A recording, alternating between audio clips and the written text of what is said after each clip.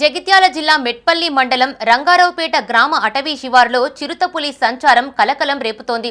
దీంతో ఎక్కడ తమ గ్రామాల వైపు వస్తోందో, ఎవరికి హాని తలపెడుతోందోనని ప్రజలు ఆందోళన చెందుతున్నారు. కాగా సమీప ప్రాంత ప్రజలు అప్రమత్తంగా ఉండాలని ఫారెస్ట్ అధికారులు సూచిస్తున్నారు.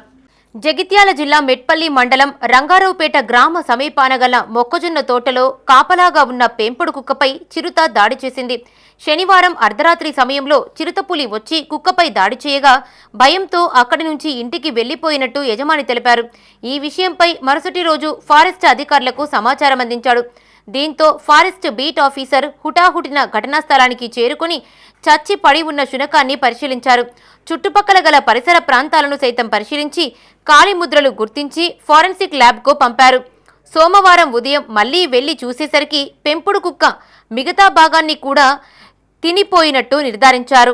Forest range officer, section officer Padmarao, Chaitanyasri ఘటనా స్థలాన్ని పరిశీలించారు. ప్రజలు అప్రమత్తంగా ఉండాలని ఫారెస్ట్ అధికారులు సూచించారు.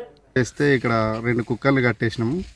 ఒకటి కట్టేసింది ఉంటుంది, ఒకటి మొత్తానే విడిచిపెట్టింది ఉంటుంది. నేను రాత్రి అదే కావాలి కోసం అని చెప్పేసి పటాకు ముట్టిద్దాం, బాంబు ముట్టిద్దాం అని చెప్పేసి రాత్రి వచ్చేసరికి అప్పటికే 11:12 టైంలో, ఆ టైం సుమారులో అప్పటికే కుక్కని తినడం జరిగింది. మళ్ళీ తిన్న దగ్గరికి వెళ్ళి మళ్ళీ మార్నింగ్ వచ్చి చూసేసరికి అక్కడ కాకుండా ఇంకో ప్లేస్లో మళ్ళీ పడి ఉన్నది. అంటే అప్పటికే తినేసి నా పటాక్ సౌండ్ని పారిపోయి మళ్ళీ నేను ఇంటికి వెళ్ళిన తర్వాత మళ్ళీ వచ్చి మళ్ళీ తినడం జరిగింది. మళ్ళీ ఇంకోటి ఏంటిదంటే నిన్న మిగిలిన భాగం అనేది ఈరోజు పొద్దున చూసేసరికి మిగిలిన భాగం కూడా లేకుండా పోవడం జరిగింది, మళ్ళీ రావడం జరిగింది చిరుత.